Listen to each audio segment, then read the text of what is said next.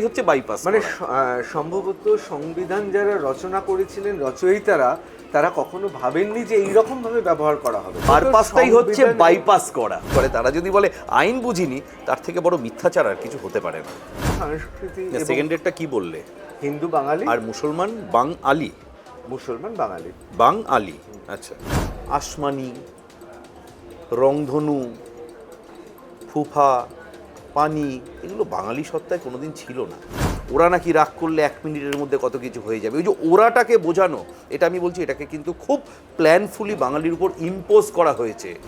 কোথাও কি মনে হচ্ছে এই জেহাদি ইসলামিক বাড়বাড়ান্তই আসলে হিন্দু বাঙালিকে ঐক্যবদ্ধ করেছে? রাক্ষসের সাথে লড়াই করতে করতে রাক্ষস প্রবৃত্তি অজান্তে ভিতরে চলে আসে। জায়ান্ট কিলার তিনি হচ্ছেন ব্রাত্য বসু। একটা স্কুলের মাঠকে ভ্যাট হিসাবে ইউজ করা যেতে পারে, এটা আমার ধারণা ছিল না। কোথাও কি একটা ষড়যন্ত্র ছিল, যেমন কলকাতার 100%, আমি ইন্টারাপ্ট করেই বলছি। হ্যাঁ। কোথাও মনে হয় না আমি বলছি ষড়যন্ত্র, যে আমি বা তুমি কেউ আমার সন্তান সন্ততিকে এপাং ওপাং ঝপাং আমি তুমি ড্যাং ড্যাং এই পড়তে পাঠাবো? মহারানীর মতো মমতা বন্দ্যোপাধ্যায়ের আরও বেশি কাছে আসার জন্য এই ঘটনাগুলো ঘটিয়েছে। মানে বলা উচিত না, বরাহ নন্দন তুল্য একটি শব্দ হয়ে উঠছে। কিন্তু আবার এই সরকার, এই ভালো তৃণমূল, খারাপ তৃণমূল, খাপছাড়া তৃণমূল, বামপন্থী, এদের চাপে পড়ে তাদের আদর্শচ্যুত হবে না তো? ভারতীয় জনতা পার্টির এই যে আপনাদের সনাতনী যে আদর্শ, এই আদর্শটা এত বছর বাদে হিন্দু বাঙালি পেয়েছে, এটা নষ্ট করে দিয়ে যাবে না তো? 26,000 কোটি টাকার সভরিং বন্ড ইস্যু করে গেছে এই সরকার, যেটা আমাদের শোধ করতে হবে। এই সরকারকে শুধু নয়, মানুষকে শোধ করতে হবে, পশ্চিমবঙ্গের মানুষকে।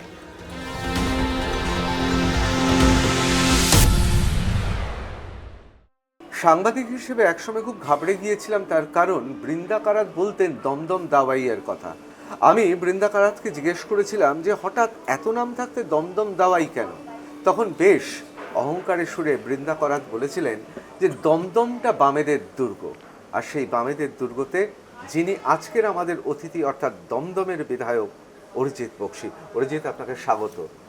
বিশ্বাস করুন অরিজিৎ, আপনার সঙ্গে তো আমার দীর্ঘদিনের পরিচয়। আমি কালকে আপনার নতুন নাম্বার ভেবে আমি যখনই সেভ করতে গেলাম মোবাইলে, আমার এখানে জলজল করছে অ্যাডভোকেট অরিজিৎ বক্সী, ব্র্যাকেটের লেখা। কিছু মনে করবেন না, আমরা তো অনেক কিছু করে থাকি, বাম আমলে এটা তৈরি, সেখানে লেখা অ্যান্টি জিওভিটি, অ্যান্টি গভর্নমেন্ট। আমি আপনাকে একজন প্রতিবাদী আইনজীবী হিসেবেই দেখেছি।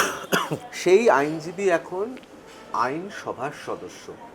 কতটা পরিবর্তন এসছে, বিশেষ করে কাজের ক্ষেত্রে? কারণ সরকারের বিরুদ্ধে লড়াই করা, মানুষের হয়ে লড়াই করা, আইনি লড়াই করা, এগুলো তো আপনার ছিলই।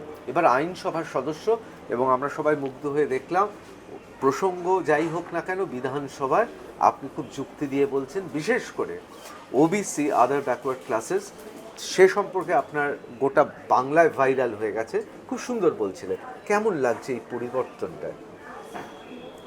না, সবার আগে আমি আপনার যে ট্যাগটা দিলেন অ্যান্টি জিওভিটি, আমি এটা নিয়ে দুটো কথা আগে বলে নিই। মানে এই ট্যাগ আমার জীবনে প্রথম প্রাপ্তি। তখন কিন্তু তুমি করেই বলছি, তখন কিন্তু বাম আমল। তখন বাম আমল।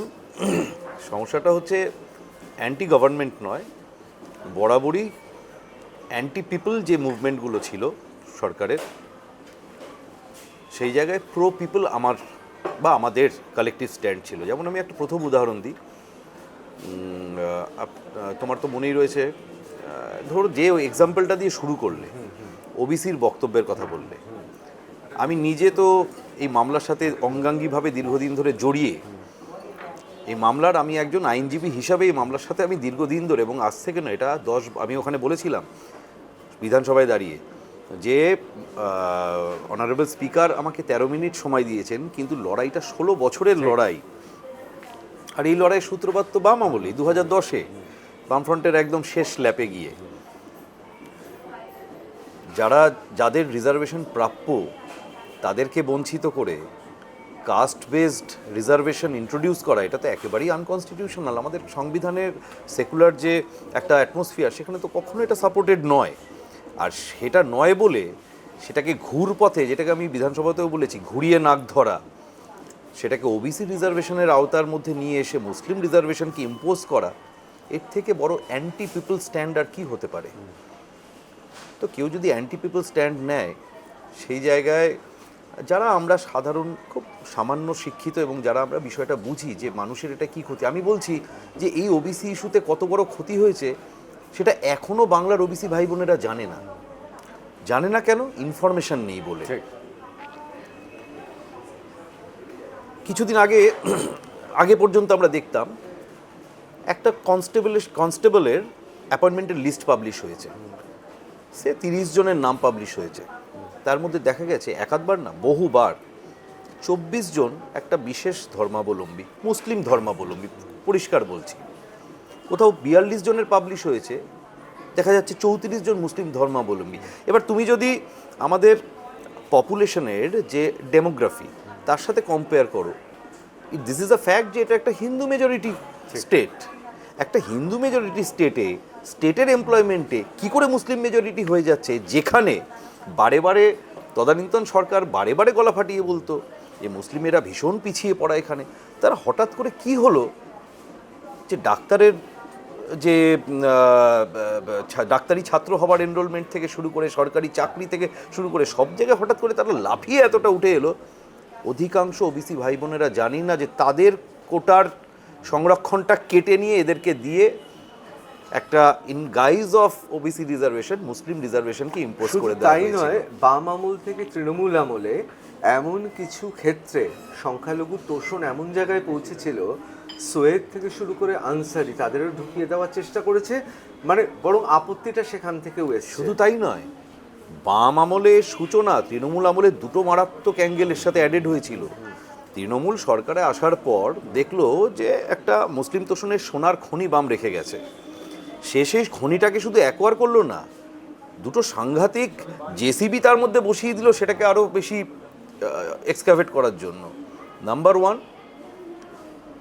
ভারতে যেটা হয় না, যেখানে তোমার লেজিসলেচারকে পাওয়ার দেওয়া রয়েছে কোনো বিষয় আইন প্রণয়ন বা ক্লাসিফিকেশন ক্যাটাগরাইজেশন, প্যারালালি এক্সিকিউটিভকে দায়িত্ব দিয়ে দেওয়া, সেটাও আইন প্রণয়ন করে।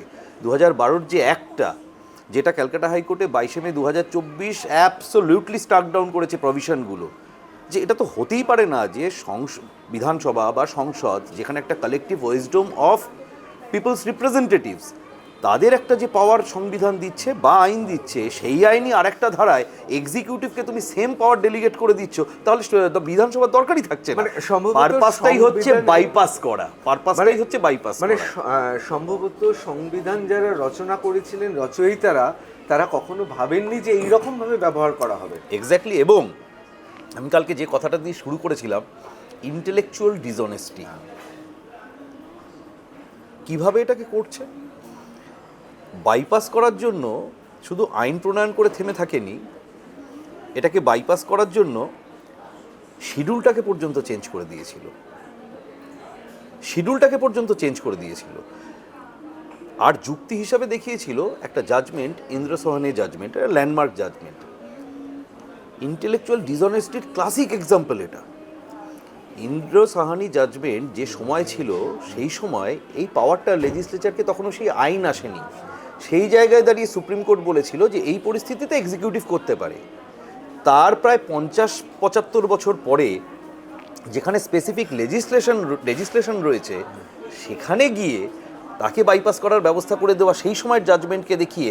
আর কেউ যদি বলে যে বুঝতে পারেনি, যে দলকে হয়ে কপিল সিব্বল রিপ্রেজেন্ট করতো, অভিষেক মনু সিংভি রিপ্রেজেন্ট করে, তারা যদি বলে আইন বুঝিনি, তার থেকে বড় মিথ্যাচার আর কিছু হতে পারে না। এবার এই যে অ্যান্টি গভর্নমেন্ট, এটা শুধু নয়, আমি আবার একটু ফিরে যাই ফ্ল্যাশব্যাকে। 2017 বাদুড়িয়া দাঙ্গা, আমি মামলাকারী ছিলাম। খুব অবাক লেগেছিল আমার, স্পেসিফিক্যালি ক্যালকাটা হাইকোর্ট বলেছিল যে স্টেট গভর্নমেন্ট যদি কনকারেন্স দেয়, তাহলে এনআইএ অ্যাপয়েন্টেড তদন্ত হওয়া দরকার। তার কারণটা হচ্ছে, যে ঘটনাটা বাদুড়িয়া বসিরহাটে ঘটেছিল, that is nothing but cross border terrorism. পুলিশের সেই এখতিয়ারই নেই ক্রস বর্ডার টেরোরিজমকে অ্যাড্রেস, এই প্রবলেমকে অ্যাড্রেস করে। এনআইএ ছিল প্রয়োজন, সে পারমিশন কিন্তু পশ্চিমবঙ্গের স্বরাষ্ট্র দপ্তর, তদানীন্তন স্বরাষ্ট্র দপ্তর কোনোভাবেই দেয়নি। তো এর বিরুদ্ধে কথা বলা যদি অ্যান্টি গভর্নমেন্ট হয়, তাহলে প্রো পিপল কি? আমার তো মতে কোনোভাবেই অ্যান্টি গভর্নমেন্ট নয়, this is pro people. Because government তো মানুষের জন্য। গভর্নমেন্ট যদি মানুষের এগেনস্টে কাজ করে, মানুষকে তো ভয়েস তুলতেই হবে। আমার খুব ভালো লাগছে অরিজিৎ, একটা সময় ছিল যখন বামেদের বিরুদ্ধে লড়াই করতে হতো, তারপর একটা দীর্ঘ 1.5 দশক ধরে তৃণমূলের জন্য লড়াই করতে হতো, এবং সেই লড়াইটা আইনের লড়াই। বিশেষ করে আমি বলবো বাদুড়িয়া, আমাদের তো সমস্ত কাগজে, টেলিভিশন চ্যানেলে হেডলাইন হয়েছিল সেদিন এনআইএর যে তদন্ত করার ক্ষেত্রে। এই যে লড়াইটা, এই লড়াইয়ের পেছনে কি রাজনৈতিক একটা আদর্শ কাজ করেছে ছোটবেলা থেকে, নাকি এটা শুধুমাত্র আইনজীবী হিসেবে লড়াই ছিল? না, এটা আমি যদি মানে টু বি ভেরি অনেস্ট, এটার পেছনে কোনো রাজনৈতিক মোটিভেশন একেবারেই ছিল না। এবং আমি এটা স্বীকার করতে কোনো লজ্জা নেই, আমি কিন্তু ছাত্র রাজনীতি থেকে উঠে আসিনি। রাদার বলা যেতে পারে ছাত্র অবস্থায় আমি রাজনীতি থেকে কয়েক শত যোজন দূরে ছিলাম।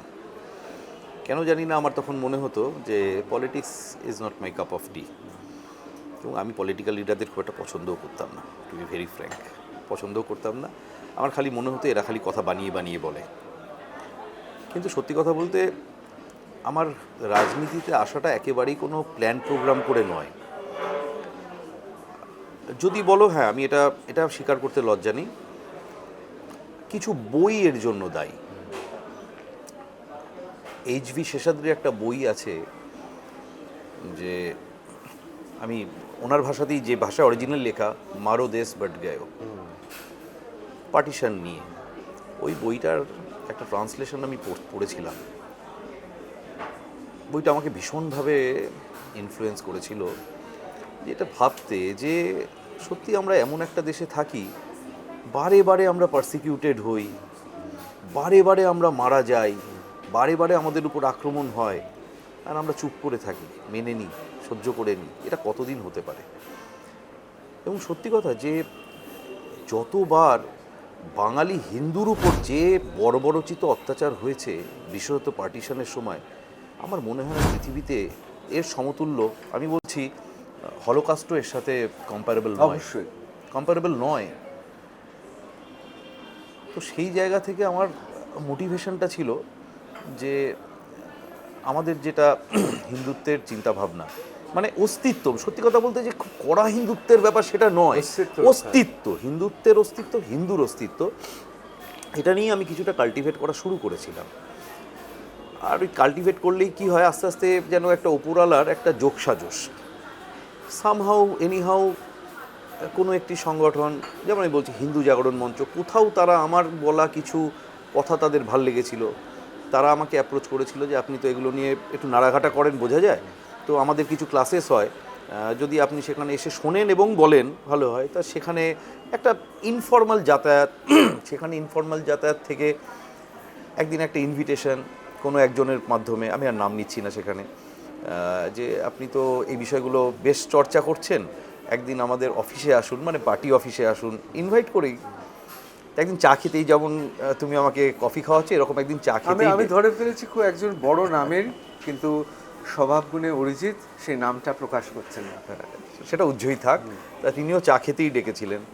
চা খেতে ডেকে বললেন যে আপনি যে কাজটা করছেন সেটা তো একটা স্পেসিফিক অবজেক্টিভ আছে। তা উনি বললেন যে ওনার মনে হয় যে আমি যদি ব্যাপারটাকে আরও সিস্টেমেটিক্যালি করি, কারণ এটা তো সত্যি কথা, এটা আমি আজকে বুঝি যে ক্ষমতা, আমরা ক্ষমতা বলি না, আমরা বলি দায়িত্ব, মানে পলিটিক্যাল পাওয়ার বা পলিটিক্যাল রেসপন্সিবিলিটি, এটা যদি না থাকে বিচারের বাণী নিভৃতেই কাঁদে। এবং এটা আমি মানে নিজের আইনজীবী সত্তায় এবং রাজনৈতিক সত্তায় বারে বারে দেখেছি। ক্ষমতা সত্যিই প্রয়োজন আদর্শকে প্রতিষ্ঠা করার জন্য। তো সেই জায়গা থেকে ওনার কথায় আমি কিছুটা প্রভাবিত হয়ে বললাম ঠিক আছে, কোনো অসুবিধা নেই, এটাও ট্রাই করে দেখি। তো এইভাবে ইনফর্মালি, কিন্তু একটা জিনিস যেটা অদ্ভুত ব্যাপার আমার সাথে হয়েছে, এবং এটা সবাই আমার সংগঠনের সবাই স্বীকার করে, যে সংগঠন আমাকে কোনোভাবে নিংড়াতে বাকি রাখেনি। আমি যুব মোর্চা দিয়ে শুরু করেছিলাম, যুব মোর্চার রাজ্য স্তর অবধি পৌঁছেছিলাম। সেখান থেকে দল আমাকে মণ্ডলের জেনারেল সেক্রেটারির দায়িত্ব দিয়েছিল। মণ্ডল মানেই বোঝেন আমাদের একদম, তুমি তো জানোই, একদম গ্রাসরুটের ইউনিট, তার জেনারেল সেক্রেটারি। সেখান থেকে আমি মণ্ডল সভাপতি হয়েছি, মণ্ডল সভাপতির পর আমি জেলা সভাপতি হয়েছি, জেলা সভাপতির পর আমি ন্যাশনাল কাউন্সিল মেম্বারও হয়েছি। আর আজকে মানুষের আশীর্বাদে, বাবা মায়ের আশীর্বাদে, ঈশ্বরের আশীর্বাদে বিধায়কের দায়িত্ব পেয়েছি। তো আমি না দলটাকে এবং দলের সাথে সাথে দল করা মানে তো শুধু দল নয়, দল করা মানে দল কি সোসাইটির একটা রিফ্লেকশন। আমি সোসাইটিটাকে প্রত্যেকটা স্ট্রটায় খুব কাছ থেকে মনিটর করতে পেরেছি, যে কারণে হয়তো এত তাড়াতাড়ি এত কিছু দায়িত্ব পাওয়া সত্ত্বেও আমি আমার মনে হয় মোটামুটি সামলে নিতে পেরেছি। অরিজিৎ, আমার এখানে একটা প্রশ্ন আছে, আমি একটু নিজের ঢাক পেটাচ্ছি। তার কারণটা হচ্ছে আমি অত্যন্ত ধিকৃতিও হয়েছি অনেক সময়। হিন্দু বাঙালি এই শব্দদ্বয়ে উচ্চারণ করা সাংবাদিকতায় 2017 সালে আমি প্রথমে একটি অনুষ্ঠান করি, তাতে বলি, তাতে প্রচুর মানুষ খেপে যায়। হিন্দু বাঙালি এবং হিন্দু মুসলমান বাঙালি, অবশ্যই ভাষা এক, কিছু কিছু ক্ষেত্রে সংস্কৃতি। সেকেন্ডেরটা কি বললে? হিন্দু বাঙালি আর মুসলমান বাং আলি। মুসলমান বাঙালি বাং আলি, আচ্ছা আচ্ছা। তা এই যে দুটো সোনার পাথর বাট ওটা হয় না, এই বিষয়ে তোমার ওটা মতটা হয় শুনি। না। দেখো আমি প্রথমে ইন্টারাপ্ট করলাম, আমি সাধারণত ইন্টারাপ্ট করি না, না, কিন্তু না, ভুল অবশ্যই। ভুল অ্যাঙ্গেলে হচ্ছে ব্যাপারটা। বাঙালি সত্তা একটা কালেকটিভ, একটা কম্পোজিট কালচার। কোনো বাঙালি সত্তা থেকে আসমানি, রংধনু, ফুফা, পানি, এগুলো বাঙালি সত্তায় কোনোদিন ছিল না। আমি তোমায় বলছি, আমি ছোটোবেলা থেকেই একটু ওই মানে পাড়া ঘোড়া টাইপের ছেলে, এবং মাধ্যমিকের পর আমি একসাথে 4টে ক্লাব করতাম। একটা ক্লাব আমার ক্যারাম খেলা, একটা নিজের পাড়ার ক্লাব, তার তো আমি বরাবরের কখনো সেক্রেটারি কখনো প্রেসিডেন্ট। আমার ক্যারাম খেলার প্রতাপ সাহার বোর্ড ছিল আমাদের ওখানে একটা ক্লাবে, আমি শুধু ওখানে প্রতাপ সাহার বোর্ডে ক্যারাম খেলবো বলে তাদের মেম্বার ছিলাম, এবং তাদের কালী পুজোর আবার সেক্রেটারিও হতাম কখনো কখনো। আরেকটা ক্লাবে যেতাম ক্রিকেট খেলার জন্য, আরেকটা ক্লাব ছিল পিওরলি আড্ডা মারার জন্য। তো আমি বরাবরই একটু এই গোল ঘেটে টাইপের ইয়েতে। ছোটোবেলায় যখন খেলেছি প্রচুর মুসলিম বন্ধু ছিল আমার, প্রচুর। খেলতে খেলতে যখন জল পিপাসা পেত, কোনো চিন্তা না করে তাদের ঘরে গিয়েও কাকিমা জল দাও, এক গ্লাস জল খেয়ে আসতাম। আমরা কিন্তু তখন একবারও আমার বন্ধুটাকে বলতে শুনিনি আম্মা ওকে একটু পানি দাও, সে বলতো মা একটু জল দাও। আমি সেই কাকিমাকে কোনোদিন বোরখা পরতে দেখিনি, হিজাব পরতে দেখিনি। আমার মাও যে ধরনের বস্ত্র পরেন, পরিচ্ছদ পরেন, আমি তাকেও সেরকমই পরতে দেখেছি। বোরখা, হিজাব, এই কালচারগুলো পশ্চিমবঙ্গের কবে? আর যাই হোক, এটা বাঙালি কালচার নয়। পশ্চিমবঙ্গের মতো একটা প্রদেশ যেখানে এই পরিমাণ হিউমিডিটি, সারা বছরই এত গরম, সেখানে মাথা থেকে পা অবধি মুড়ে থাকা পরিচ্ছদ কখনো মানে এটা অ্যাকসেপ্টেবল হতে পারে? ছিলও না। আমি বলছি এটা ওই আমার ধারণা, যতদূর আমি ফ্ল্যাশব্যাকে দেখতে পাই, 2006-07 পর থেকে এই পরিবর্তনটা একটু একটু একটু করে চোখে পড়া শুরু হলো। রাস্তাঘাটে এই আরবীয় সংস্কৃতির পোশাক পরিচ্ছদ, জরির একটু বেশি কাজ, এগুলো চোখে পড়া শুরু হলো। এবং বিগত সরকারের আমলের তো আমি বলছি এটাকে মানে রীতিমতো প্ল্যানফুলি প্রমোট করা হতো, যাতে একটা সেপারেট ক্লাসিফিকেশন, একটা ডিফারেন্সিয়েট করার পদ্ধতি, যে আমরা কারা, আমরা একটু আলাদা। আমরা যখন ওই যে তাদের যিনি সবচেয়ে বড় প্রবক্তা, তো তিনি বলেইছিলেন ওরা নাকি রাগ করলে 1 মিনিটের মধ্যে কত কিছু হয়ে যাবে। ওই যে ওরাটাকে বোঝানো, এটা আমি বলছি এটাকে কিন্তু খুব প্ল্যানফুলি বাঙালির উপর ইম্পোজ করা হয়েছে। আমি ছোটোবেলায় দেখিনি এগুলো। সুতরাং হিন্দু বাঙালি এবং বর্তমানে মুসলিম বাঙালি, তাদের বিষয়ে কি বলছিলে বলো? হ্যাঁ, আমি ব্যাখ্যাটা শুনলাম, খুব খুব খুব মন দিয়ে শুনলাম।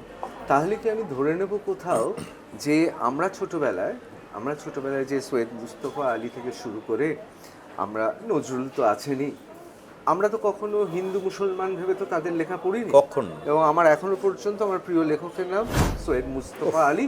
অসাধারণ তার ভাষা, অলংকার, বহু ভাষাবিদ। তাহলে কি পারিপার্শ্বিককে ন্যারেট করার ওই ক্ষমতা, মানে মনে হয় যেন সেই যে বাসটা যাচ্ছে পাহাড়ের রাস্তা দিয়ে, আমি যেন চোখে দেখতে পাচ্ছি বাসটা পাহাড়ের গা দিয়ে কিভাবে কিভাবে যাচ্ছে। এবং সবচেয়ে আনন্দের খবর যে উনি তো বহু ভাষাভাষীবিদ ছিলেন এবং তিনি ফরাসি ভাষাটা দারুণ জানতেন। তা আমার শুধু ওইটুকুনি কেন, মানে এখনো রেকর্ডে বিসমিল্লাহ খা চালালে মানে কোনো কথা হবে না। আমি ওই বর্ণনার কথাটা শুনে বলছি, অনেকদিন বাদে কারোর মুখে শুনলাম দেশ বিদেশে সেই বর্ণনার কথা। তা যেহেতু আমরা বাঙালি এবং পোড়া দেশে থাকি, আমরা তো গুণের কদর বুঝি না। মুস্তফা আলী নিজেই এক জায়গায় লিখেছেন যে পৃথিবীতে যদি সবচেয়ে সুন্দর ভাষায় কোনো পরিবেশের বর্ণনা দিতে পারেন, তিনি হচ্ছেন ফরাসি ভ্রমণ সাহিত্যিক পিয়ার লতি। পরবর্তীকালে আমি দেখেছি আসলে কেউ তার কদরটা বোঝেনি বলে উনি নিজেই লিখে দিয়ে গেছেন যাতে পিয়ার লতির সঙ্গে ওনাকে তুলনা করা হয়। তা এইরকম একটা সমজদার একটা সমাজ ছিল, সেখান থেকে জেহাদি একটা ইসলামিক বাংলায় শক্তিকে আমরা দেখেছি। এবং এই জেহাদি ইসলামিক শক্তিকে যখনই সংবাদ মাধ্যমে এ নিয়ে কথা বলা হতো, তখনই দেখতাম আক্রমণটা বাড়তে শুরু করেছে। কোথাও কি মনে হচ্ছে এই জেহাদি ইসলামিক বাড়বাড়ান্তই আসলে হিন্দু বাঙালিকে ঐক্যবদ্ধ করেছে? আমি কোথাও একটা পড়েছিলাম যে রাক্ষসের সাথে লড়াই করতে করতে রাক্ষস প্রবৃত্তি অজান্তে ভিতরে চলে আসে। কোথায় পড়েছিলাম মনে পড়ছে না, কিন্তু কোথাও একটা খুব ভালো একটা কোনো বইতে পড়েছিলাম। এটা বালজাকেরই কোটেশন ছিল, এবং মারিয়া পুজোর গডফাদারের সামনে ঠিক এই কোটেশনটা আছে। মিলে যাচ্ছে সব, গডফাদার। রাইট, আমি ওই জন্য আমার মানে এক্সাক্ট লেখাই আছে, কোটেশনটা না মনে পড়লেও আমার ইয়েটা মনে ছিল। যে প্রতিদিন আমি বলবো লড়াই করে একদিন সে নিজেই দৈত্য হয়ে যায় নিজের অজান্তে। আমি খুব দুঃখের সাথে বলছি যে বাঙালি শুধু বলবো না, আমি হিন্দুই বলবো। আরবীয় সংস্কৃতির সাথে, আরবীয় সংস্কৃতির বর্বরতার সাথে লড়াই করতে করতে না, এই উপমহাদেশের, ভারতীয় উপমহাদেশ, আমি উপমহাদেশটাকে আমি শুধু ভারতবর্ষ বলতে পারতাম, আমি এটা বলছি না এই কারণে, কেননা আমি আজও কোথাও যেন মনে করি যে আজকের দিনে তরোয়ালের ডগায় ইসলাম কবুল করা সেই আফগান পাঠানরাও একসময় আমাদেরই ভাই ছিল, এবং তারা একদিন না, তারা 200-250 বছর ধরে এই আরবীয় সংস্কৃতির করাল গ্রাসকে লড়াই করে ঠেকিয়ে রেখেছিল। কিন্তু দিনের পর দিন হতে তারাও একসময় মাথা নামিয়ে ফেলতে বাধ্য হয়েছিল। আজকে দেখুন তাদের মানসিকতা দেখুন, কতটা ক্রূর, কতটা রুক্ষ। মানুষ মারতে অনেক জায়গায়, সবাই হয়তো নয়, বহু জায়গায় আমরা দেখেছি কী ধরনের নৃশংসতা সেখানে চলে। কোথা থেকে এসেছে? এরকম তো ছিল না। আপনি চোখ বন্ধ করে সেই স্বপ্নের গান্ধারের কথা ভাবুন আর আজকের কান্দাহারের কথা ভাবুন, কোনো মিল পাবেন? দৈত্যর সাথে লড়াই করতে করতে দৈত্য হয়ে গেছে। আর ঠিক একই জিনিস অবশিষ্ট উপমহাদেশের যে ভারতবর্ষ, ভারত মায়ের যে খণ্ডিত রূপ আজকের, সেখানেও তো সেই একই বিষয় হচ্ছে। আমরা চাইনি রাক্ষস হতে, আমরা চাইনি দৈত্য হতে, কিন্তু সেলফ ডিফেন্সের জন্য দিনের পর দিন এই একটা বর্বর সংস্কৃতির সাথে লড়ে নিজেদের অস্তিত্ব টিকিয়ে রাখতে কোথাও যেন ওদের পদ্ধতিকেই আমাদের কিছুটা হলেও অ্যাডাপ্ট করতে হচ্ছে। আমরা তো সেই ঘরানার লোক যেখানে আরবীয় নাবিকেরা আসার পর সিন্ধুরাজ তার নিজের কন্যার সাথে বিয়ে দিয়ে জমি দিয়ে দিয়েছিল ব্যবসা করার জন্য। তারপর কি পেয়েছিল? 1 দশকের মধ্যেই বিশ্বাসঘাতকতা। ওখান থেকেই শুরু হয়েছিল আরবীয় মরুরাজ্যের সাম্রাজ্য। বা নালন্দার পতনের কারণও তো ঔদার্য। একদমই তাই। মানে জ্ঞান বিজ্ঞানে নালন্দা এমন জায়গায় পৌঁছে গেছে, সেইখানে চিকিৎসা করে তাকে নিরাময় করলো, সেই নালন্দাকে ধ্বংস করে। কতবার পৃথ্বীরাজ ক্ষমা করেছিল, মোহাম্মদ ঘুরি কতবার ক্ষমা করেছিল, আর শেষে এসে কি পেলাম? অ্যাকচুয়ালি দেখুন, এটা আমি বলি একটা মানে খুব অদ্ভুত না হলেও একটা খুব মানে দিস আ ফ্যাক্ট, যে তুমি কেমন হবে এটা তোমার পারিপার্শ্বিক ডিফাইন করে দেয়। আমরা ভারতীয় উপমহাদেশের লোকেরা বৃষ্টি পাই, নরম মাটি পাই, সোদা গন্ধ পাই, ধান পাই, ফসল পাই, আমাদের পেট প্রকৃতি ভরিয়ে দেয়, তাই আমরা সংস্কৃতির আরাধনা করতে পারি এবং একই সাথে প্রকৃতিরও আরাধনা করি। প্রত্যেকটা দেবদেবী কোনো না কোনোভাবে প্রকৃতির সাথেই জড়িয়ে। আর যেখানে একবেলার খাবার খেতে হলে ছিনতাই করে আনতে হয়, এই দুটো কখনো মার্চ করতে পারছে না। দুটো সম্পূর্ণ একটা বৈপরীত্য। এক জায়গায় প্রাচুর্য, আর এক জায়গায় তীব্র সংকট, সেখানে রোজ ঘুম থেকে উঠে বেঁচে থাকার লড়াই। এক সময় ছিল, আমি আজকের আরব দুনিয়ার কথা বলছি না, তেল সমৃদ্ধ আরব দুনিয়ার কথা বলছি না, আমি বলছি তখনকার কথা, যেখান থেকে এই মানসিকতাগুলো এসেছিল, আমি তখনকার কথা বলছি। কি ছিল তখন? তো কিছুই ছিল না। সেই জায়গা থেকে না এই যে ডিফারেন্সটা, এটা যেন এতটাই একটা বৈপরীত্য যে রিকনসাইল করার হাজার চেষ্টাও ঠিক ফলপ্রসূ হচ্ছে না। এই যে আমরা বলছি যে শক, হুন, পাঠান, মোগল এক দেহে হলো লীন, সত্যি তো হয়ে গেছে। গুর্জরেরা লীন হয়ে গেছে, হুনেরা লীন হয়ে গেছে, কিন্তু এরা কেন হচ্ছে না? এটা কিন্তু একটা খুব বড় প্রশ্ন, আর হচ্ছে না বলেই সমস্যাটা। আমি যদি একটা সিম্পল উদাহরণ দিই, আমি জানি না সময় পারমিট না করবে না, কি না। অবশ্যই এটা অত্যন্ত মূল্যবান আলোচনা এই সময়। আমার একটা খুব উদাহরণ, আমার খুব প্রিয় উদাহরণটা কি, ছোটবেলায় আমরা সবাই একটা কবিতা পড়েছি, আয়ে বৃষ্টি ঝেপে ধান দেবো মেপে। তারপর যা আছে, ধানের ভিতর পোকা, জামাইবাবু বোকা, হোয়াট এভার, সেটা ফানি পার্ট। অর্থাৎ প্রথম দুটো লাইনে কি, আমরা বৃষ্টিকে ওয়েলকাম করছি। মহারাষ্ট্রে চলে যাও, ইয়েরে পাউসা তুলা দে তো পয়সা, পয়সা ঝালা খোটা, পাউস আলা মোঠা। পাউস মানে বৃষ্টি, বৃষ্টি। ওখানেও বলছে বৃষ্টি এসো এসো এসো। তারপরে ফানি পার্ট, অর্থাৎ এই উপমহাদেশের যেখানেই যাও না কেন, বৃষ্টিকে আমরা ওয়েলকাম করি। আর যদি কোনো জায়গায় তোমাকে শেখানো হয় rain rain go away come again another day, মিলল ব্যাপারটা? পুরো তো ভজঘট হয়ে গেল, পুরো তো ভজঘট হয়ে গেল। সুতরাং যেখানে আমি আছি সেখানকার কালচার, সেখানকার সংস্কৃতি, সেখানকার যে আধার, আমি যদি সেটাকে নিজের মতো, যেটা সৈয়দ মুজতবা আলী পেরেছিলেন, নজরুল পেরেছিলেন, সেই জন্য শ্যামা সঙ্গীত রচনা করেছে, কোনো গোড়ামির কোনো জায়গাই ছিল না। হ্যাঁ, এটাকে কিছুটা এভাবে হয়তো মেকআপ দেওয়ার চেষ্টা হয় অনেক সময়, যে আচরণটা আলাদা হতে পারে, ধর্মীয় আচরণটা আলাদা হতে পারে, কিন্তু আমরাও এটাই বলতে গেলে এটাই চাই, যে ঠিক আছে তোমার ধর্মীয় আচরণ আলাদা, আমরা সেটা নিয়ে কোনো কথা বলছি না, কিন্তু যেটা তোমার মূল সংস্কৃতি, তুমি যেখানকার মানুষ, তোমার পূর্বপুরুষের যে সংস্কৃতি, তুমি সেটাকে অন্তত ভুলে যাও না। ইন্দোনেশিয়া তো ভোলেনি, 100% মুসলিম কান্ট্রি, আজও ভগবান শ্রীরামের পুজো করে, জোর গলায় স্বীকার করে আমরা রামের বংশধর। হতে পারে আমরা ধর্মাচরণে ইসলামকে গ্রহণ করেছি, কিন্তু আমাদের পূর্বপুরুষ তো ভগবান শ্রীরাম। তা সেটা ওখানে হলে এখানে কেন হচ্ছে না? আলোচনা জমে উঠেছে। আমরা একটা ছোট্ট বিরতি নেব, বিরতির পর ফিরে আসব।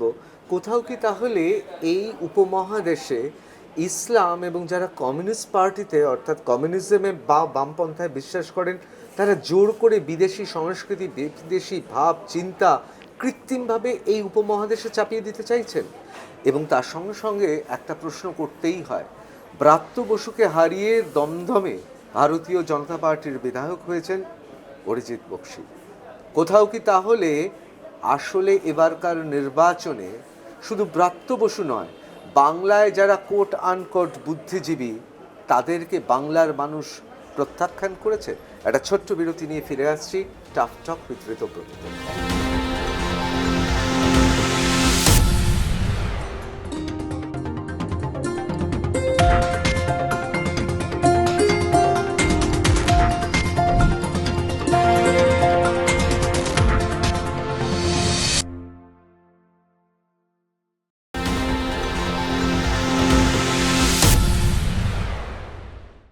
বিরতির পর ফিরে এলাম টাফ টক উইথ ঋতব্রততে। আমাদের সঙ্গে রয়েছেন প্রখ্যাত আইনজীবী এবং দমদমের বিধায়ক অরিজিৎ বক্সী। অরিজিৎ, আমাদের আলোচনাটা একটা অন্য খাতে বইছে, আমার মনে হয় মানুষেরও ভালো লাগবে, তার কারণ অনেকের অনেক প্রশ্ন আছে। এইবার যাকে হারিয়ে অনেকে বলছে জায়ান্ট কিলার, তিনি হচ্ছেন ব্রাত্য বসু, প্রখ্যাত নাট্যকার, এ বিষয়ে দ্বিমত থাকতে পারে না, এবং দীর্ঘদিন ধরে তৃণমূল কংগ্রেসের সঙ্গে সম্পৃক্ত।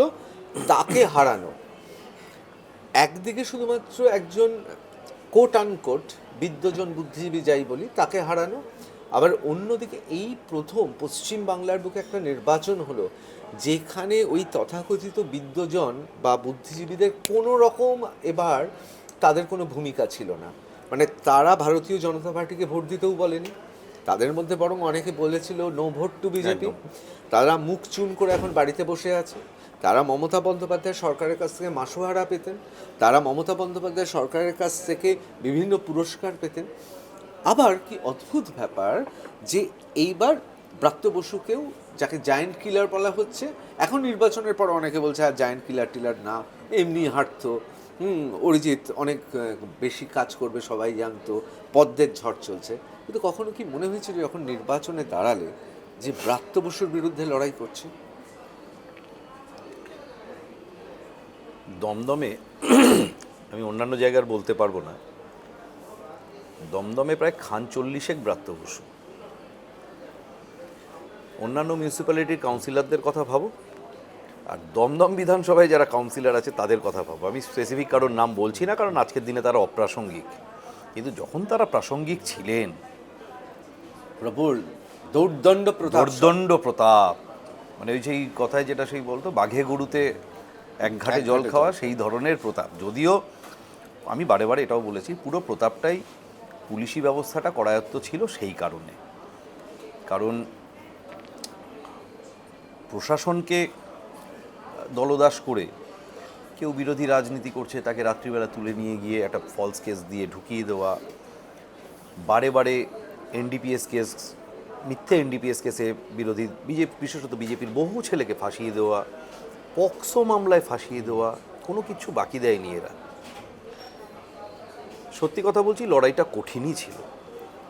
এবং আমি প্রথমেই দেখো, একটা তো জিনিস মানতেই হবে, যেটা তুমি বললে, ব্রাত্যবাবু সংস্কৃতি জগতে সাথে ওনার যে অ্যাটাচমেন্ট, সেটা নিয়ে তো প্রশ্নের অবকাশ নেই।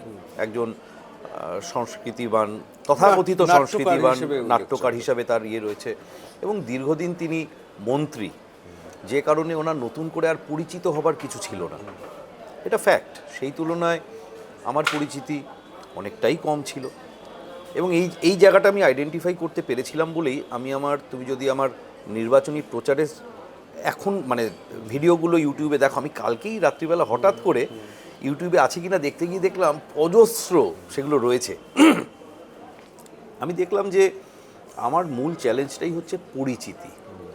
আমি দলে বিভিন্ন স্তরে প্রত্যেকটা লেভেলে কাজ করে উঠেছি, আমার দলীয় পরিচিতি আছে, কিন্তু এটা তো সত্যি যে সাধারণ মানুষের মধ্যে সেই বিস্তৃত পরিচিতি, সেই হিসাবে তো ব্রাত্যবাবু অনেকটাই এগিয়েছিলেন। তো আমি যেটা ঠিক করলাম যে আমিও মানুষের কাছে পরিচিত হব, আর টার্গেট স্পেসিফিক ক্যাম্পেইন এমনভাবে করব, যদিও আমি আমার টার্গেট, খুব দুঃখের সাথে বলছি, আমি পুরোপুরি কমপ্লিট করতে পারিনি। 277টা বুথ আমাদের দমদম বিধানসভায় ছিল। তুমি যদি কখনো একবার আমার ইলেকশন অফিসে আসো, মানে ওটার এখন ইলেকশন অফিস না, এখন তো এমএলএ অফিস হয়ে গেছে, ওখানে যদি আসো, আমি দেওয়ালটা এখনও আমি ইনট্যাক্ট রেখে দিয়েছি। আমাদের বিধানসভায় 3টে আমাদের সাংগঠনিক মণ্ডল, আমি 3টে বড় বড় আর্ট পেপার কিনেছিলাম দেওয়ালে টাঙাবার আগে। তার আগে মণ্ডল 1, পৌরসভার ওয়ার্ড 1, 2, 3, 4, 5, আর ওই ওয়ার্ড নাম্বারের পাশে বুথ নাম্বার 1, 2, 3, 4, 5, 6, 1 নম্বর ওয়ার্ডে, 2 নম্বর ওয়ার্ডে 7, 8, 9, 10, এরকমভাবে আমি টার্গেট নিয়েছিলাম 277টা বুথে। 277টা বুথই আমি পায়ে হেঁটে কভার করব, এবং প্রতিটা বাড়িতে যাব। সকালবেলা আমি 7:30 থেকে প্রচার শুরু করতাম। আমি কোনো দিন ঢাক নিয়ে বেরোইনি, আমি কোনো দিন তাসা পার্টি নিয়ে বেরোইনি, আমি কোনো দিন ব্যান্ড পার্টি নিয়ে বেরোইনি।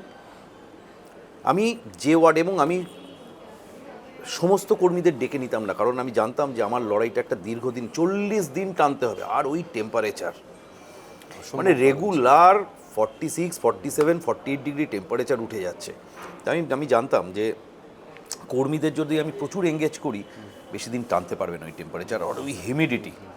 তো আমি প্রথম দিনই কর্মী বৈঠকে বলে দিয়েছিলাম যে আমার সাথে সকাল বিকেল সবার দৌড়াবার দরকার নেই, আমি যে ওয়ার্ডে যাব সেই ওয়ার্ডের তোমরা আসবে, আর সাংগঠনিক যারা নেতৃত্ব তারা তো থাকবেই।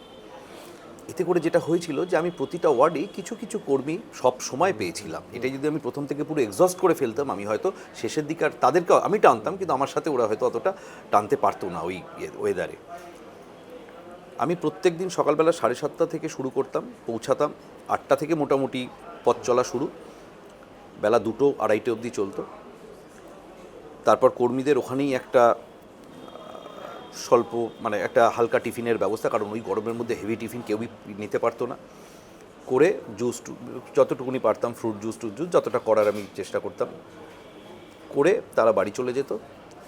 আমি কিছুক্ষণের জন্য বাড়িতে ফিরে একটু হয়তো লাঞ্চ করলাম, আধ ঘন্টা রেস্ট নিলাম, করে আবার 4টে থেকে বেরিয়ে পড়তাম রাত্রি 8:30 পর্যন্ত। এটা আমার 40 দিন ননস্টপ শিডিউল ছিল।